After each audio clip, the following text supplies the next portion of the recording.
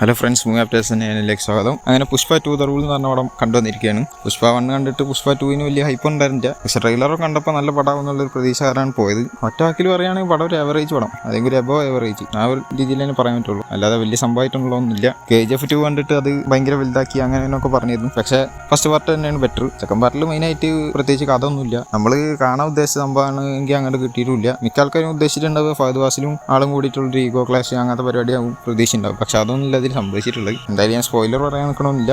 എന്തായാലും നിങ്ങൾ പോയി കാണുക, കാണേണ്ടവർക്ക് കണ്ടുവെക്കാവുന്നതാണ്. ഇത്രേ ഉള്ളൂ. പെർഫോമൻസിൻ്റെ കാര്യം പറയുകയാണെങ്കിൽ അല്ലു അർജുൻ അത്യാവശ്യം നല്ല രീതിയിൽ തന്നെ ചെയ്ത് വെച്ചിട്ടുണ്ട്. പിന്നെ രശ്മികാന്താൻ്റെ പിന്നെ ചില സമയത്ത് ഫുൾ ഓവറാണ്. പക്ഷെ ഒരു സീനിലൊക്കെ ആള് തകർത്തിട്ടുണ്ട്. പിന്നെ ഫഹദ് ഫാസിലിൻ്റെ പെർഫോമൻസ് കിട്ടില്ലായിരുന്നു. എന്തായാലും കുറേ സീനിലൊക്കെ ആള് ഗംഭീരാക്കിയിട്ട് കയറ്റി വെച്ചിട്ടുണ്ട്. അല്ലു അർജുനായിട്ട് കൂടുതൽ പെർഫോം ചെയ്തിട്ട് എന്തായാലും സെറ്റ് ആയിട്ടുണ്ട്. ഏകദേശം നമുക്കറിയാവുന്നതാണ് ഫസ്റ്റ് പാർട്ടിൽ ആളൊരു ഷമ്മിടമായിരത്തൊരു സംഭവമാണെന്നുള്ളത്. അതേപോലെ തന്നെയാണ് ഇതിലും. എന്തായാലും ഗംഭീരമായിരുന്നു. പിന്നെ പടത്തിൻ്റെ ഫ്രെയിംസൊക്കെ അത്യാവശ്യം നല്ല തന്നെയായിരുന്നു. അതിൽ എടുത്ത് പറയേണ്ടതെന്ന് വെച്ചാൽ ചില സമയത്ത് ഈ ഫ്ലയേഴ്സ് കുറേ കയറി വരുന്നുണ്ട്. അതേമാതിരി ഒരു ലൈറ്റിങ് ബാക്കിൽ നിന്ന് വരുന്ന സമയത്ത് ഫുള്ളായിട്ട് ബ്ലാങ്ക് ആയി പോകുന്ന രീതിയിൽ ലൈറ്റ് വരുന്നുണ്ട്. അതൊക്കെ കുറച്ച് നോക്കായിരുന്നു തോന്നി.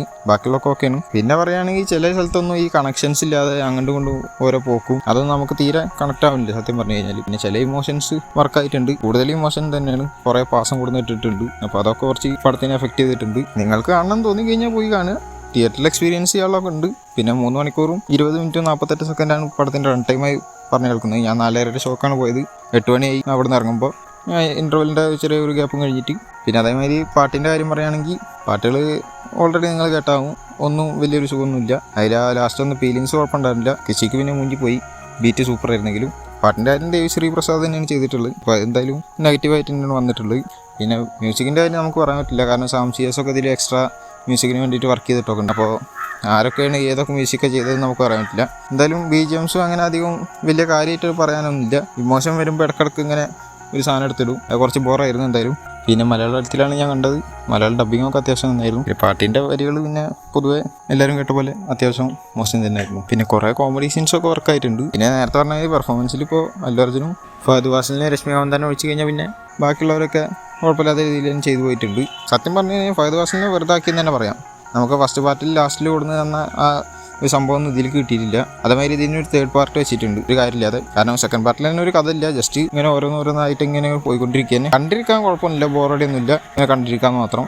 ആ തേർഡ് പാർട്ടിനുള്ള ഒരു ഹൈ മൊമെൻറ്റ് പോലും അവർ കറക്റ്റ് വെച്ചിട്ടില്ല എന്നുള്ള വേറൊരു കാര്യം. പിന്നെ ലാസ്റ്റിലേക്ക് വരുമ്പോൾ കൂടുതൽ ഇപ്പോൾ ഈ പറഞ്ഞ കാര്യം പാസം കൊടുന്ന് തള്ളിക്കുകയാണ്. അതാണ് മെയിനായിട്ടുള്ള പ്രശ്നം. പിന്നെ പടത്തിൽ ഫൈറ്റ് സീൻസിനെ കുറിച്ച് പറയുകയാണെങ്കിൽ ഇതിൻ്റെ ഒരു ടീസർ പുറത്തിറക്കിയിരുന്നു. അല്ലു അർജുൻ ഒരു പെണ്ണിൻ്റെ വേഷമൊക്കെ കിട്ടിയിട്ട് ആ ഫൈറ്റ് സീനിൽ ഒരു ഹൈ മൊമെൻ്റ് ഒക്കെ കിട്ടിയിരുന്നു. പിന്നെ ലാസ്റ്റത്തെ ക്ലൈമാക്സിൽ ഒരു ഫൈറ്റ് ഉണ്ട്. ആ ഫൈറ്റിലും അത്യാവശ്യം കുഴപ്പമില്ലാത്ത രീതിയിൽ കിട്ടി. പക്ഷെ ലോജിക്കൊന്നും നോക്കാനേ പറ്റില്ല. നോർമലി അറിയാം തെലുങ്കിൽ പരിപാടി കുറച്ച് ഓവറായിരിക്കും എന്നുള്ളത്. അത് തന്നെയാണ് ഇതിലും പിടിച്ചിട്ടുള്ളത്. പിന്നെ അതേമാതിരി ഫഹദ് ഫാസിലും അല്ലു അർജുനും കൂടിയിട്ട് ഒരു ഈഗോ ക്ലാഷ് മേടിച്ചൊരു പരിപാടികളൊക്കെ ഉണ്ട്. അതും അത്യാവശ്യം രസമായിട്ട് തന്നെ ഉണ്ടായിരുന്നു. പക്ഷേ ഞാൻ നേരത്തെ പറഞ്ഞ ഒരു വലിയ സംഭവമൊന്നുമല്ല. നമ്മൾ അത്ര പ്രതീക്ഷ ലെവലിലൊന്നും എത്തിയിട്ടില്ല. എന്തായാലും ഇപ്പോൾ ഞാൻ നേരത്തെ പറഞ്ഞ മാതിരി തന്നെ ട്രെയിലറൊക്കെ കണ്ടിട്ട് കാണണമെന്ന് താല്പര്യമുള്ളവർക്ക് പോയി കണ്ടുനോക്കാം. അതേമാതിരി ഫസ്റ്റ് പാർട്ട് കണ്ടിട്ട് സെക്കൻഡ് പാർട്ട് കാണണം എന്നുള്ളവർക്ക് വേണമെങ്കിൽ ഒന്ന് പോയി കണ്ടുനോക്കാമെന്ന് മാത്രം. എന്തായാലും എൻ്റെ റേറ്റിംഗ് 10/6. ഇത് എൻ്റെ അഭിപ്രായം മാത്രമാണ്. നിങ്ങൾ പടം കണ്ടവരാണെങ്കിൽ താഴെ എന്തായാലും കമൻറ്റ് ചെയ്യുക. പുഷ്പ 2ൻ്റെ അവസ്ഥ ഇതാണെങ്കിൽ പുഷ്പ 3 എടുക്കാതിരിക്കണമാണ് നല്ലത്. അപ്പോൾ ഇതുപോലത്തെ അപ്ഡേറ്റ്സിനായും റിവ്യൂസിനായി എൻ്റെ ചാനൽ സബ്സ്ക്രൈബ് ചെയ്ത് ബെല്ലൈക്കൺ ക്ലിക്ക് ചെയ്യുക. അടുത്തൊരു വീഡിയോ കാണുന്നവർക്കും ബൈ.